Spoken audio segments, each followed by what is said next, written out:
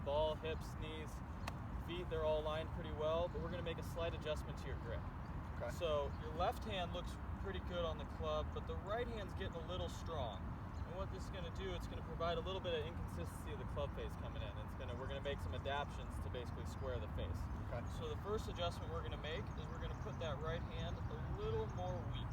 So that this V we're making, we're gonna split it, not that far, but let's maybe try splitting it here. So you got on your index finger here, you got what I like to call the trigger finger. Yeah. And you got this spot right here. Let's try and get that trigger under the shaft. Okay. This is gonna provide a little more stability through the shot and hopefully neutralize the club face a little bit. Looks good right there. Yeah, I like that a lot.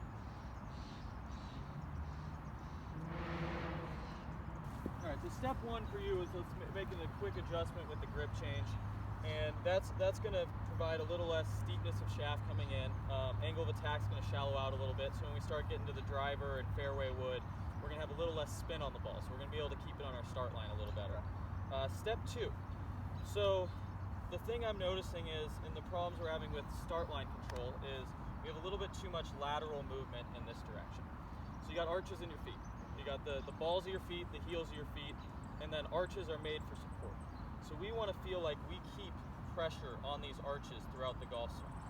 So when we take that club back, this club has weight, and what it's going to want to do is, when we try to manage that weight around us, it immediately is going to want to bring us towards the outside of that right arch and a little bit towards our toes. And then as we keep making adjustments, we get a little more towards the heel. And then from there, when the club starts coming down, it wants to bring you on your toes because all this weight's moving forward. So when you take the club back, I want you to feel like we maintain a little more pressure on the inside of that right arch. So we don't want to feel like this knee ever gets over that outside. Okay. And from there, we're going to get a little more rotation. So when we're coming back to the golf ball, we can freely rotate and kind of move into our left side like you do well. But if we're moving too much this way, it's going to depend how much our weight shifts this direction to get us started on the correct line. Does that make sense? Yeah.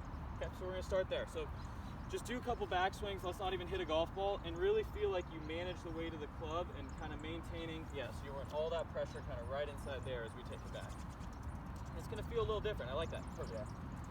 Because you're used to kind of sliding into that right hip. Yeah. Exactly.